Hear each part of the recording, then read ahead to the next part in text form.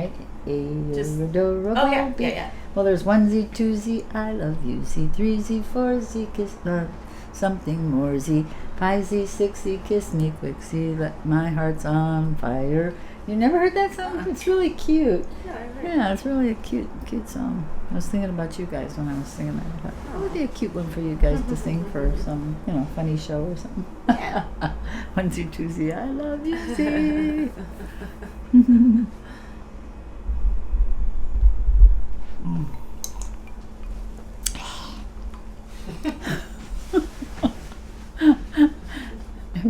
Every little movement or every little breath is being recorded, right? Yeah. Yeah. My nose is running. Okay. It's annoying. It's what people say that makes things annoying. It's Sometimes not the voices. first thing. This is kind of scaring me. What do you guys got planned? Got something up your sleeve. Okay. Ready? Sure. Yeah. So, where was I born? Yeah. Fond du Lac, Wisconsin. And I wasn't there very long because I don't even remember being there, but I got pictures of me there. My mother in a high chair, wasn't it? Yeah. Did you see that picture of me in a high chair? I think so. Yeah. Fond du Yeah. Lac, I've seen Wisconsin. that. And then after the Depression, I'm sure they didn't expect me to be born because they'd already raised some boys, and the youngest one was probably about 8, 9 years older than me when I was born, and so I guess I came along in there. It was kind of a shock to them probably, but they finally got a girl after 5, I guess it was 5 boys because 2 were stillborn. Yeah, 2 were stillborn, I think.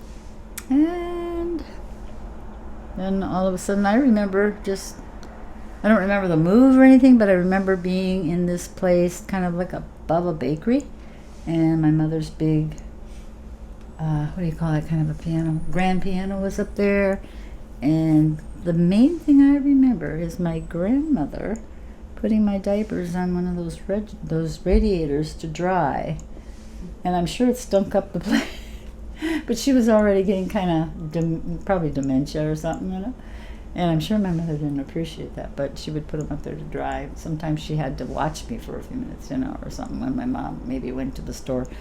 And I just, my main first memory that I really remember was being with the kids in the neighborhood, playing games, following the big girls and, like Our Gang, kind of comedy type stuff, Our Gang. And I just follow along because I was the youngest. And they'd take me down to the railroad track and they'd sing for the people that came in on the train, like even the hobos were all hanging around on the railroad men, and they'd yodel and they'd sing. Probably I sang something too, I don't know. But I was just kind of following the big girls around. And then I remember probably was around probably 3, 2.5, 3. 2.5, somewhere 3 years old. And then every time I'd go downstairs to play with the kids when they'd play Starlight, Moonlight, I hope I don't see the ghost tonight, go out and play in the dark, they'd play this game, they'd jump out at you, And my grandma would say, because she was taking care of me, obviously, Machi, don't go down there. The boogeymans will get you. If she didn't want to be alone. I'm sure that's the only reason she didn't want me down. She didn't want to be alone. Maybe, I don't know, she cared, I'm sure. But you left anyway? I went down, I just ignored her, and I went down the stairs, lickety-split, to join the gang, And then going over, and they put me up to picking apples off the neighbor's tree, because I was young, and they said, go pick some apples for us, Margie. So I go over, I didn't know anything, I didn't know it was stealing, Go picking the apples. Next time I remember sitting in my mother's living room with the police there. And I'm sure my mother's, very nervous and saying, well, they put her up to it, So they probably said, we're going to go over and talk to them too, I don't know. I don't really know too much because I was so young, That's weird. They were bored. The policemen were pretty bored, I guess. Probably, yeah. A little 3-year-old kid being accused of picking apples off of a neighbor's tree. You couldn't have even reached them.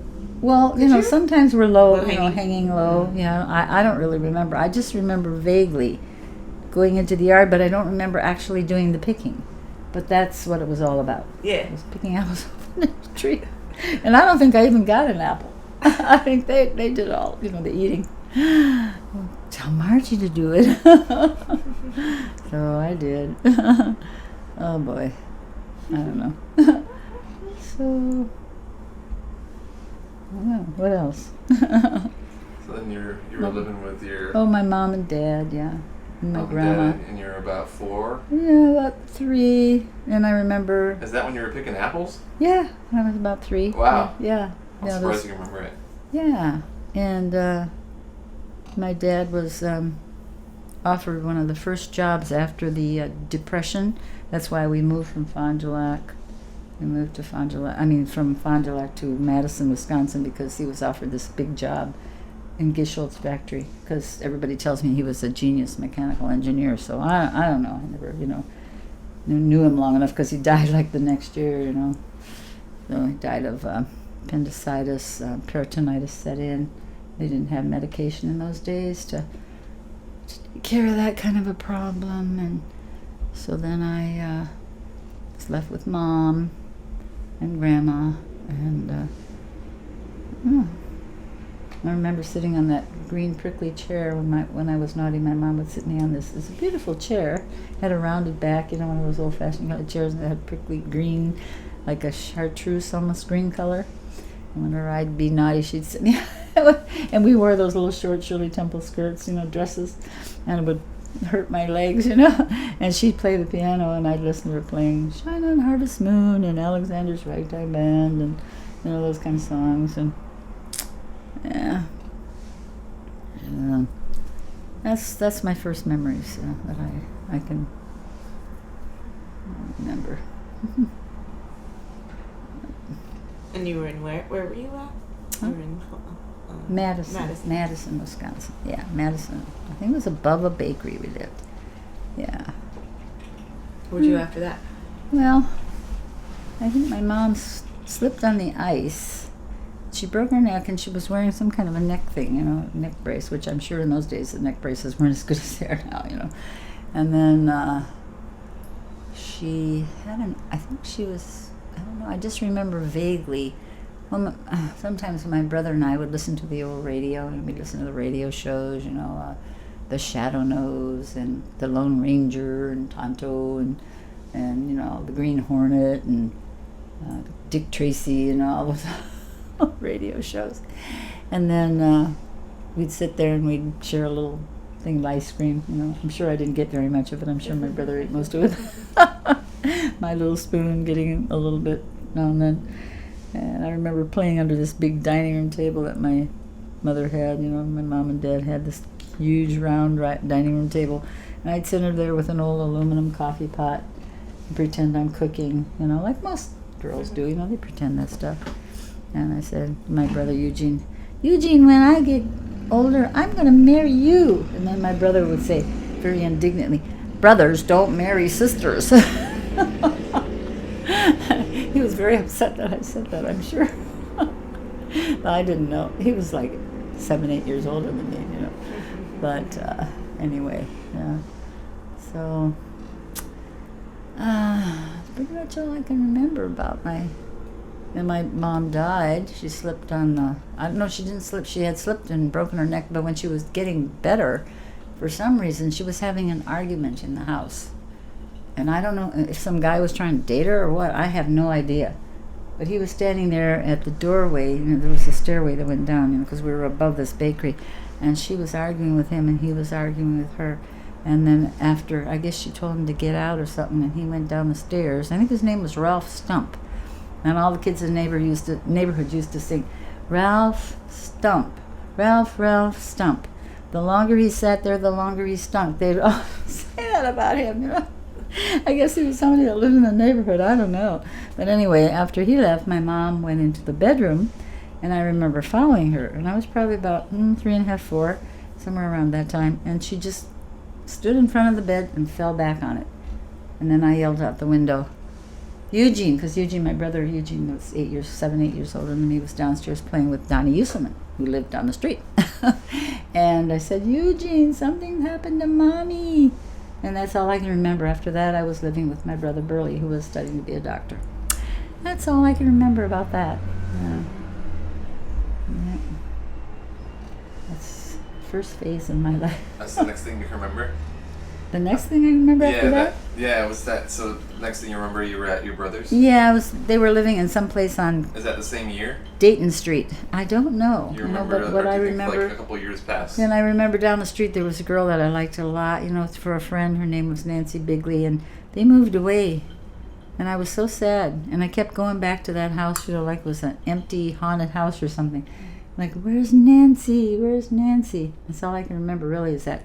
And then we moved up the hill a little bit to another bigger place, a better place. And, my oldest brother was like my dad. He became like my dad. And his wife, Esther, became like my mother. And I vaguely remember that place. It's like up on the second or third floor of a big, huge house. And That was Madison too? yeah, that was Madison. Yeah, all this was going on in Madison. Yeah, and then after that, I guess they bought this home over in what was it called, Nakoma Hills, near Nakoma Hills School. And I don't think Nakoma Hills School was built yet. So I was going to this other school called Villard, I think it was Villard Avenue School, when I was like in the second, third grade maybe. And then after that, when they built Nakoma Hills School, I would go to Nakoma Hills School. And my brother was a doctor, and he was a captain. I heard he was going to be promoted, but for some reason, I don't know, they went someplace, Biloxi, Mississippi, where he was stationed, and the signs were washed down, I guess, from a flood or something, and he drowned, which is weird because it's not weird because he was a good swimmer, but he drowned. So that meant I couldn't stay there anymore, but I do have very good, happy memories of living in that house on Cross Street, Briar Hills Road and Cross Street in Madison. It was really nice. Had really happy memories there. How long were you there? Gosh, it must have been from the time my mom, after they lived in those other little places, probably moved into that house when I was around. How old would you be when you're in the third grade? 8? Yeah, probably somewhere 7 or 8, somewhere around that time. Yeah, and I really liked that house. And I had a room kind of in a room done in the basement, really nice. It had a door and everything, and it was nice down there. And Eugene, my brother Eugene, was with us, the one that's 7 or 8 years older than me. He was still in high school, probably. I remember him studying really hard all the time. He always had his head in the books, always studying all the time. He'd take time out to tickle me once in a while. But he was such a hard worker too, like my older brother, who became like my dad. But when he died, then Eugene stayed with Esther, and I had to go to Milwaukee and live with my other brother. But I had a lot of nice times in Madison, Wisconsin. I walk all over from one end of the town to the other, all by myself. And Esther worked in a doctor's office downtown, and I would go to the Capitol building and go through it and go to see her. And sometimes she'd give me a quarter, and I could go down and get a butterscotch sundae, which was only like a quarter in those days. It was nice, or a bag of caramel corn or something. Yeah, I'm pretty much free to do, go anywhere. I had a few friends in the neighborhood, but it's kind of a person who liked to go out venturing by myself through the woods and, from one end of the town to another, from one park to another. That's what I did all summer. Go back and forth. That's nice. Yeah. Not very interesting, all this. I think it's interesting. Yeah. It's nice to hear. I had a few nice Were you experiences. in school? Huh? You said you were in school? Oh yeah, I had to go to What school. was school like? School was okay. I didn't really, when I first went to Villard Avenue School, and I don't know, I didn't really like school too much, but I played hooky once. I went down to what they call the Glen, which was a lot of sandstone and a lot of vines. So I go down there and play Tarzan by myself. And I just loved it down there. But then I thought nobody was ever going to find out I played hooky that time, but they did. And I didn't get spanked or anything, but I got, scolded. And I never did it again. Is that after grade school? Yeah. Probably 3rd grade, probably. Yeah. Went down and played Tarzan on the vines. And yeah. That's weird. I think I told you about the time that girl in the neighborhood invited me, to come over and play. I think her name was Shirley Harper. And for some reason, I don't know what was in her mind, but she locked me up in her attic. And I was so scared. Because I'd always listen to those scary shows, and I thought, what is with, I didn't say it like that. What's with this girl? Because I just didn't know, and I started knocking on the door. Let me out of here. I'm going to tell on you if you don't let me out of here. And finally she did. And I just hightailed it out of there. It was awful. I know. I never went near that girl again. I don't know what in the heck she was up to. I have no idea. She was your same age? Yeah, same age, yeah. And she didn't have a lot of friends or anything. I wonder why. She was scary. She was pretty scary. Weird. Yeah. How was junior high? How was junior high? I can barely remember junior high, wasn't it? That was in Milwaukee. Yeah, that was terrible. I didn't like it at all. So you moved by then? Yeah, moved to Milwaukee and did the last, I think I was, in 6th grade there. And then the high school was right next to, I think I went to 36th Street School. And then the high school, Custer High, was right next to that.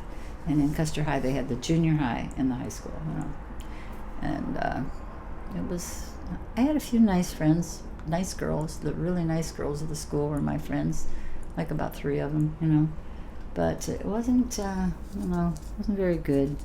I had to come home for lunch, which was a long way. I'm kind of trying to figure out 1, 2, 3, 4, 6, 7, 8, 9, 10. Must have been a good 10 blocks home for lunch in 1 hour, and all the other people they either lived around the school right across the street, or they'd get lunch at school or bring their lunch, but she wouldn't let me. I had to come home. That was a rule. And I come home, and usually when I got home, the floor was being washed, so I couldn't get in to make any any lunch. And what I did, if I did, then she'd scold me. She'd say, "You better eat something before you get back to school." And I had like 10 minutes to get back, all those 10 blocks, and I was always late. So I just grab a piece of nasty white Weber's bread and take some Concord grape jelly and just put a little on there and run out the door. And that was my lunch, and that's pretty much the kind of stuff I went through all the time with her. She was always doing that. She just did not accept me at all. And, it was pretty hard. Who's that? Pretty hard. Nina, my brother Lyle's, the middle brother. So that's where you moved after? Yeah, I had to go and live with Lyle and Nina, after Burley died. Because Esther was close to committing suicide, they thought, That was my first, my oldest brother's wife, and she was like a mother to me. She was the only mother I really, really remember well, And other than those few little, things I remember of my real mother, but yeah. So Eugene stayed though with Esther because she needed help, and he was older and he could do more, and he was already going to, I guess, start college or some, University of Wisconsin. And so I had to go to Lyle and Nina, and I know they didn't like it because they had 2 little boys of their own, Jimmy and Butchie, and I don't think they thought of me. My brother didn't say much, but Nina was really, he wasn't helpful, and she was really very, awful, mean. Just really mean. So I knew right away I wasn't going to be happy there. I don't know. And you stayed there through high school? Till I met Mrs. Davis, and there was a little thing on the bulletin board about a lady needing a babysitter. And so I answered it, and she hired me right away to come and babysit. And I would just babysit, like, when her and her husband would go out somewhere, and I'd babysit her kids. And then after a while, she said, "You're not very happy at home, are you? I can tell." And she was very, what would you call it? Intuitive or insightful, or something. And I said, "Yeah, I'm not." And she said, "Well, how would you like to come and live with me? And then, you can clean up the, the house, wash the stairs down," because it was was no rugs in the stairs, it was like wash those stairs and clean the kitchen and watch the kids on Saturday, and we'll pay you $10 a month. In those days, I guess that was considered not really a lot, but, it's better than nothing. Plus you get your, your meals. Mm-hmm. And so I just left because there was so much horrible stuff going on with Nina, it was just awful. And so I don't remember how it all went down, how I, broached the subject with my brother. Maybe Mrs. Davis might have had a talk with him or something. I don't really know, but I just remember being there and, having a bike to ride to school. It was a long way to ride. But I had a nice Schwinn, which Esther bought for me, the one in Madison, mm-hmm. the one that I was married to my oldest brother, who was really like a mother to me. She bought me that Schwinn bicycle. We called it Blue Beauty. Blue Beauty. And I'd ride it to school and really liked the bike. But then I'd have to get home every night quickly after school. I better not be late. And I could take care of her kids, Nina's kids. And I'd play with them in their room or play outside with them. And that's pretty much the way it went for quite a few years till I moved with Mrs. Davis, and I felt, like I'd been let out of a prison. How old are you? I felt about 16, yeah. And I was with her till maybe 17 and a half, and I met Bill. And then they got wind that my brother got wind that they bumped into me in a auto show, Lyle and Nina, and I was with Bill. An Indian guy. And they were like, they were shocked, And so I was hanging around his house quite a bit, whenever my off hours were, my off weekends or something, if I had a time, I'd go over there. And, they sent me packing. And I hadn't finished my last year of high school. So they sent me out of Mrs. Davis's house and sent me down to Madison, and They told you to leave. They told me I was going to have to go and down to Madison where Eugene lived, and he and his wife. I wasn't going to live with them, but I was 17 and they said as soon as you're 18, which would be August, in August, then Eugene said, there's a high school right around the corner, and I still had my senior year to finish, and he said, you're going to go there and you're going to sign up, but as soon as that came around, my 18th birthday, Bill came down and got me. Then we went back to Milwaukee, from Madison back to Milwaukee to his mother's house, the Finneys, and had a justice of the peace come, and we got married there. So that's kind of how things went. Yeah. What about the crap kids? Oh, the crap kids, that was way back when I was like 3 years old back in Madison. That was a big house next door, and there was Betty Lou. That's the gang, our gang group that I traveled with. Mm-hmm. The crap kids, yeah. Betty Lou Crap and all the little crap kids. And all the little craps. Yeah.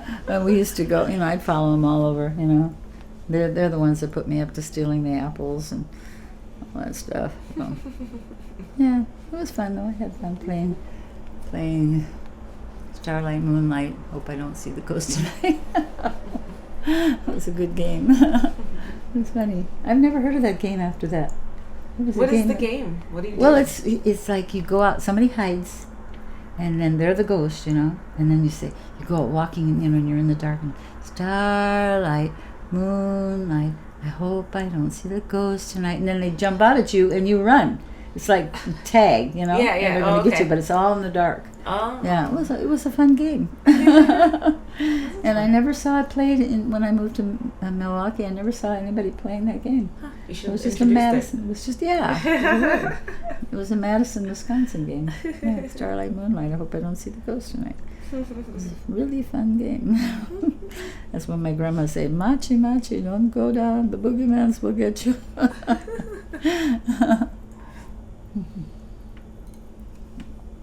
Yeah. What about your summer camp?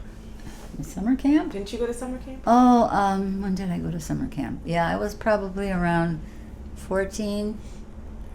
And we went to, when I was in Madison, and my mother was still alive, there was a church around the corner. And I can't remember the name of the church, but Major and Mrs. Nolte ran the church.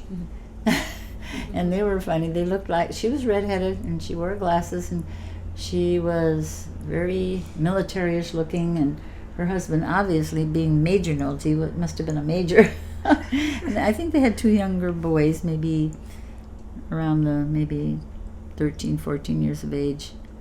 2 older than me. But then I'd go to that church. I guess my mom would make me go there. And I remember how they would sing this one song, Bright in the Corner, Where You Are. That song stuck with me for years. And she'd be so, what's the word for it, into that song, you know, she'd be walking through the aisles, you know, bright in the corner, where you are. You know, just like a military person, you know. And This was when you were really little? well, I was like 3, well, Okay. maybe 4, just before my mom died, probably around that time. So I go to that church once in a while, yeah. And what was the other thing you asked? Oh, the camp? Your camp? Oh, the camp, and then they ran a camp. So after I moved to, I think it was to Milwaukee, I guess somehow she kept in touch a little bit with Lyle and Nina to see how I was doing, which was nice of Mr. and Mrs. Nolte, Major and Mrs. Nolte. The Major and The Major, Mrs. Nolte. and so I was invited to go and spend the summer camp there, and that's where I guess. Well, actually, maybe this was a different camp. There was 2 camps. I went to her camp once, and she put us to some. She would give us all the rules. You know, you have to make your bed. If you wet the bed, you have to let us know that you are a bedwetter so that we can protect the mattresses, and you know. And I don't think I was a bedwetter at that time. I don't know. Excuse me, I'm a bedwetter. But she got mad at me for some reason. Mrs. Nolte got mad at me for something. I can't remember what it was. And she made me go into the what do they call the eating place, the like The army cafeteria, cat. Well, it was called the the it started with mess an M, hall? the mess hall. Uh-huh. Yeah, and do some kind of work because I must have told a story about something. I might have told a little white lie about something. I don't know what it was. I have no idea what it was even. So I did that. I fulfilled my duties, you know, whatever it was. But then, there was a camp later on. They sent me to a summer camp, and I'm not sure how I got associated with that camp. But I remember going there, and I enjoyed it so much. It was so much fun. It was Camp Phantom Lake, at a lake called Phantom Lake. Yeah. And, the canoe. Are you thinking about the canoe thing? Yeah, that was there, right? Yeah, so there was a cute counselor named Hoppy. He was the one that took care of all the swimming activities and the sailing and the canoeing. I don't think there was sailing, there was canoeing. And Jack Eulenhop, his name was, but everybody called him Hoppy. And he had a radio show, and he did something with his hands. He did played something with his hands, almost like a musical instrument, you know? And I thought he was so cute. And how old are you? Maybe 14. Mm-hmm. Yeah, and then, so he was teaching us all kind of water safety and things, and canoe over canoe rescue in case you go out in the canoe and something, you tip and hang on your canoe, never leave your canoe because your canoe will keep you up, and how to do a canoe over canoe rescue. I don't remember how it's done, but he did something and then rescued them. But I was out there with some girl, I think it was Betty, oh God, what was her name? Betty Burns, maybe? And I said, let's tip our canoe over so that Hoppy can come and rescue in the middle of the lake, Phantom Lake. So we did. And I guess he did come and rescue us. So we took the canoe over so he could come and rescue us. Was he annoyed? I know, yeah. He must have, I don't know, maybe he realized what we had done. I don't know. I'm not sure. I didn't hear too much about it after that. Never was spoken about again. I don't know. It was weird. It was a lot of fun, though. Hoppy's coming to rescue us. You only went to went there once? I don't remember. I might have gone there I'm not sure. I really don't remember. Can't remember. I might have gone a couple years. I don't know. Yeah, but I do remember that other camp with Major Nolte's camp, Mrs. Nolte. And but you were really young then. And right? I remember doing a Chiquita banana. We had entertainment night, in some place there in the camp, in Major Nolte's and Mrs. Nolte's camp. Yeah, we spent the night there. We'd stay there for like 2 weeks. Yeah. Yeah, and I did a impersonation of Carmen Miranda. I don't remember what I put. You had to dig up stuff, there, and just make it up yourself. I don't know what I put on, but I got up and I sang Chiquita Banana, and I come to say, and everybody was so thrilled by it, like, oh boy, she's good, like, kind of shaking my hips and singing Chiquita Banana. How old were you for that one? I must have been about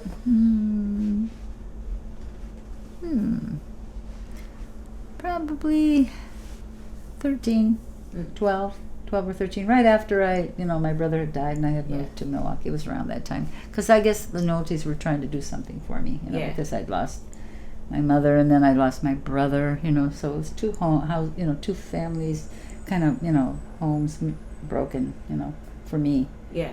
Just, upsetting my life, upsetting my, it was kind of hard. Like I lost two homes. Virtually is what I did. Yeah. So I guess she felt sorry for me, and so I must have got a free trip to the camp that summer or something. Yeah. But tell me about your big fall.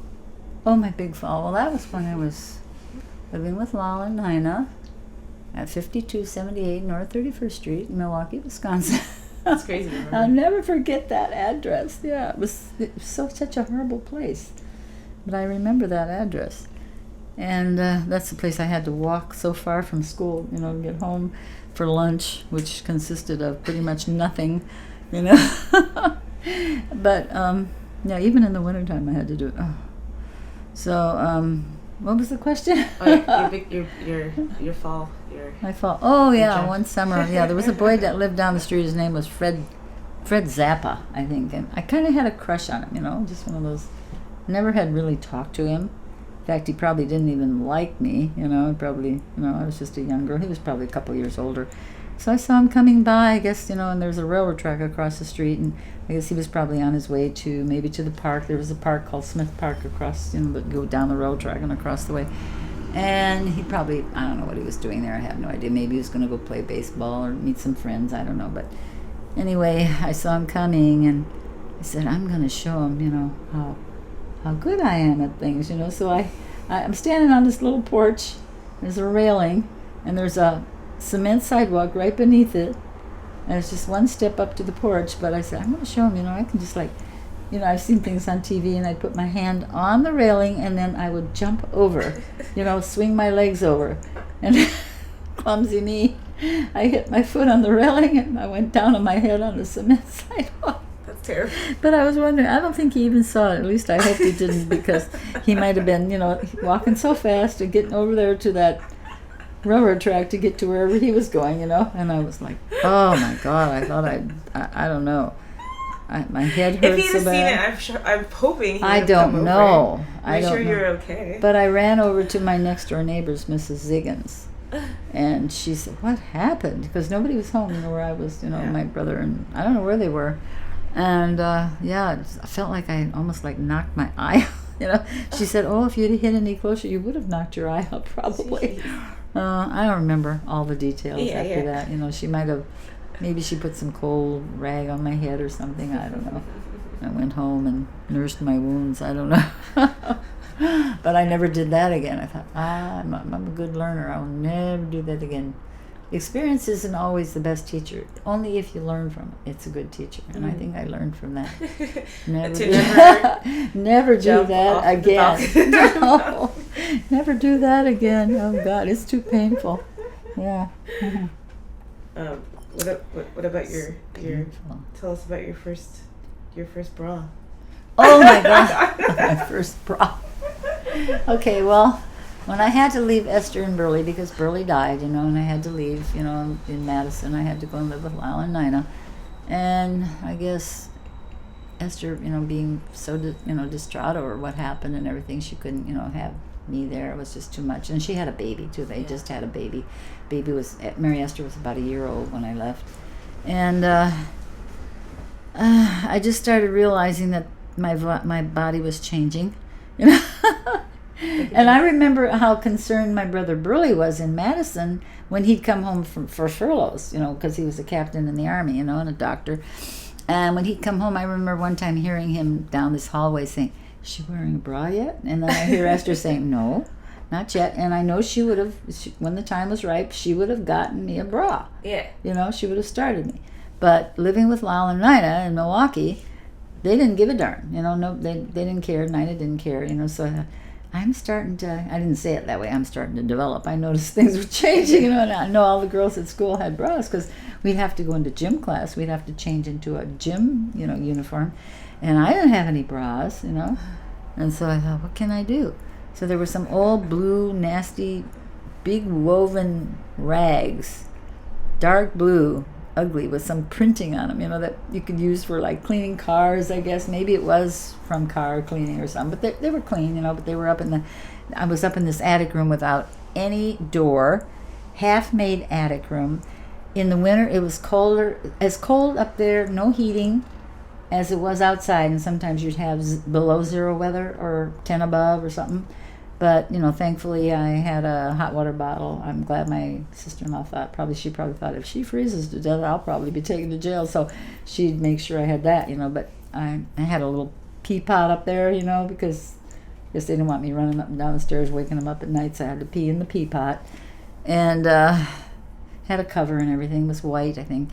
And anyway, I realized that I needed to have a bra because all the other girls were wearing bras. And I was, developing. So I took those rags and I cut out circles like round discs. And I took some of the material and I made straps and I sewed them on, and then I tied the back because I didn't have any hooks or anything. And I put it on, but I didn't realize that when you have those circles, you have to form it. You have to take like tucks in it to make it fit your bust, Yeah. But this was just flat like pancake. So I tried it on, and I thought, "Oh wow, this is terrible! Ooh, wow! This is so ugly." So I just took it off, and I kind of threw it somewhere in my unfinished attic room. And I guess Nina saw it, my mean sister-in-law Nina, and all of a sudden that thing disappeared. And then all of a sudden I got some bras. It was weird, I don't remember. I wonder if she laughed. I think that's pretty She funny. probably felt more embarrassed for herself because she probably thought, if she wears this to school, they're going to think badly about me, Because the first thing she did to me was she kicked me in the teeth. She knocked me down when I came to live with her. Knocked me down on the floor and just give me an uppercut with her foot, and I had the most painful teeth for days. It was like everyone, I looked in the mirror, I was just so trembling from the pain, and I looked in the mirror after she did that, and every one of my teeth had cracks, like little cracks, like you crack a vase and it has little cracks going down. That's what my teeth looked like. But how did And they the get back pain- together? Well, I guess eventually your They teeth just heal? do kind of heal somewhat, but they would chip out, which they've done, little chips have come out during the years, and I've had caps put on the front ones, because they chipped, and fell out, little things. But it was the most painful thing before the fall jump over the fence thing, over that railing. But that was so painful, and it was took me unawares, just totally unawares. So I was only like, not quite 13, maybe something like that. It was just shocking, and I was like, whoa. Didn't she like accuse you of stealing something weird? Oh, God, yeah. She told me, she said, things are missing because they had a basement and there was pantry. And she'd accused me of taking cans out of the pantry and going up in the corner where everybody's there and everybody knows your name, you know, I didn't know who you are. And I go up there and she said, and you've been selling those cans of canned goods. And this is the weirdest thing I've ever heard. I didn't say it like that, but it was just like such a shock to hear that, because no way in my mind, in my wildest dreams, would I ever even think of doing something like that, you know. And so she kept accusing, you know, anything was missing. She'd get these big bushels of apples. Who would care if an apple was missing out of a big bushel basket of apples? But I didn't touch anything, and she'd say, an apple's missing. You know, like she went down and counted all those apples or something. I mean, she would accuse me of the most ridiculous Who things. did she just say it to you? Yeah, and I don't know. She didn't say it to... She probably was telling the neighbors that I was, you know, this and I was that. Well, you if know, she was saying you were stealing apples, they probably would have thought she was out of her mind. Maybe they did, because I think, you know, the lady next door, Mrs. Ziggin, who later on, I did babysit for her once in a while, and I went back when I was 18 and I got her cookie recipe, and she says, boy, I bet you're glad you're out of that house. Because she used to hear the scream. I mean, Lyle and Nyla he would beat her too. Oh, geez. You know, and she probably was taking it out on me. Yeah, probably. You know, and it was a hell house. It really was. You know, although it looked, you know, respectable. You know, probably from a distance, the neighbors and everything. You know, because it was a big yard, and you know, except for the Mrs. Ziggin next door, I think they kind of knew. You know, because you could hear, you know, all kinds of. You could hear that stuff at night. You know, you could. You know. They were all nuts, I swear. So Mrs. Ziggin said to me when I came back to get the cookie recipe, after I got married and I wanted that cookie recipe, because I had babysat for her and I tasted her cookies. She'd left some out. They were so good. And I said, oh, I wonder if I could get that ladyfinger recipe from you. And she said, yeah. And then we talked for a little while and I had to go. But she said, I bet you're glad you're out of that place. She knew it was crazy stuff. I'm surprised they didn't call the police, you know. Report it to, you know, Child Protective Services. Maybe they didn't know to what extent. Yeah, maybe they didn't. Yeah. So. Is that your same ladyfinger recipe? Yeah, that's the same one I've kept. Yep, that's it. Thanks to Mrs. Ziggin, I got her. Yeah, I don't know where she got it, but it was. Yeah, I loved that. It was so good. I wanted to go back and get it, so I did. I love those too. Yeah, good them cookies. for me. Good cookies.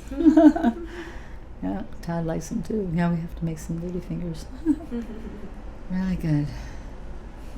Yeah, so, and I went to live with Mrs. Davis, worked for my room and board, you know, met Bill, sent down to Madison again, where I had to work in a cafeteria till I was 18, and I had a little room, what you call like a, what do they call those rooms in, not a boarding house, but just rooms for rent. Yeah.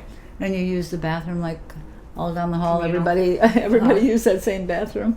But it was okay because I didn't really have any bathroom problems in those days, you know. So I'd work for my get a little money and buy food and whatever. Till I became 18 and Bill came down to get me. We got married. Yeah. Bill. Funny life, huh? Weird life. What happened with Bill? What happened with him? Yeah. Oh, well, after we got married, we hardly were together anymore. He was a drunk. He was drinking all the time, you know, always gone, never coming home. And then Robin was born, and he would never bring any food home or anything. Maybe once every other week I'd try to go up. I'd take Robin when after he was born, put him in his buggy, and I'd walk up to where Bill would work. You know, I'd try to get there before he'd get his paycheck on Friday, and try to get some of the money so we could have milk for the kid and food for the house. And he'd be already one-upsman on me. You know, he knew, and he'd be off with his. I'd say, "Where's Bill?" "Oh, he's left already."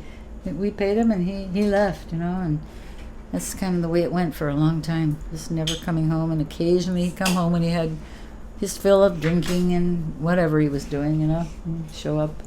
We lived in this little place. It was kind of a cute little place, big room, little kitchen, and Was it like a regular house? It was an old house, you know, Yeah. and then they rented out, you know, the different floors to people, you know. And then, yeah, weird life.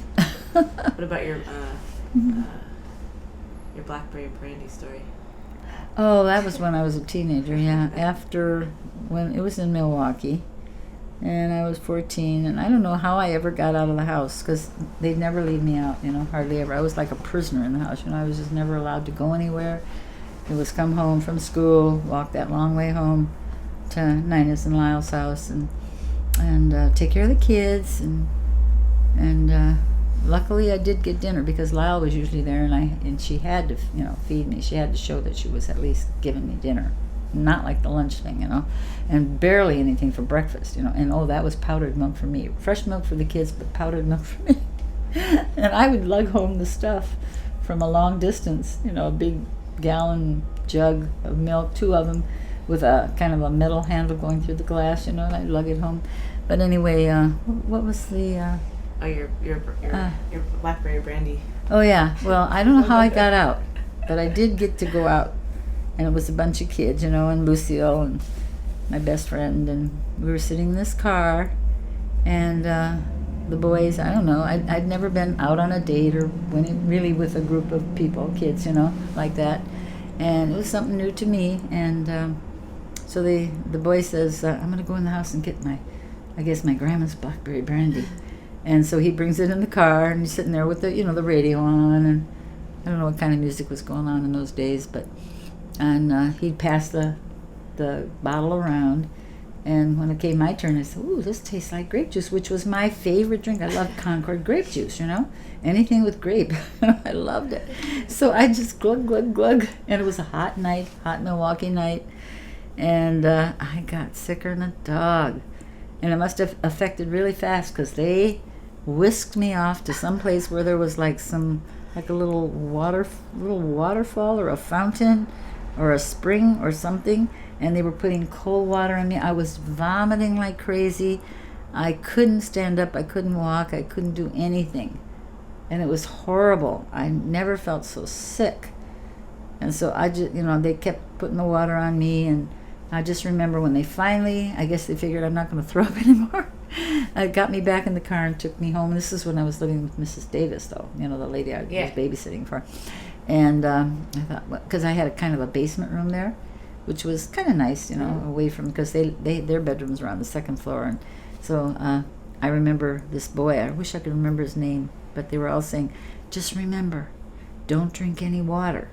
And I don't know why they told me that, but I've heard that since then too. Don't drink any water. I heard that too recently. I guess it really makes you drunk or something. I don't know if I was that. Like when you're sick, severely yeah, like sick, to just drink it. Yeah. I think that's when, like, when you go to the hospital, they give you like fluids intravenously.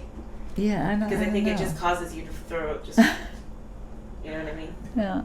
So I looked in the mirror, because there was a bathroom right when you come in the door, sort of like this place right here, where there's the hallway and then there's a bathroom. And I looked like my head was swollen 3 times its size. I mean, just looking, you know, I still wasn't over whatever it was, you know. Well, it was the liquor, obviously, but it was like weird.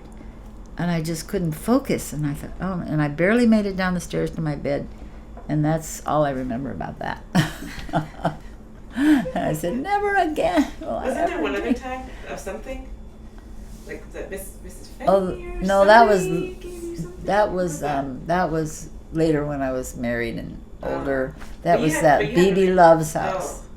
Yeah, she was used to drinking real strong martinis, and we were all dancing, you know, and Robin was up there, and Kevin was there, Robin and Kevin, your brothers, and she was drinking these martinis, and so they offered me one, and we're just all dancing to these, these rock and roll songs, and having a good time, and so I guess I had a couple of those, and I got so sick, I was sick for 3 months after that.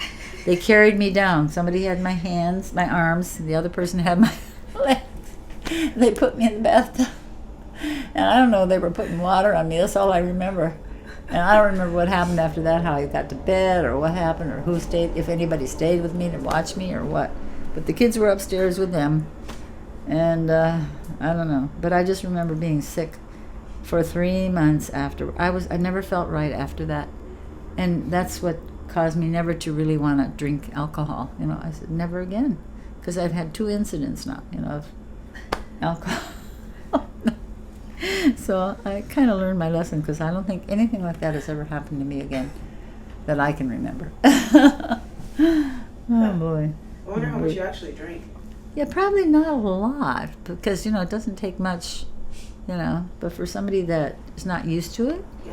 and maybe I'm drinking it too fast, Yeah.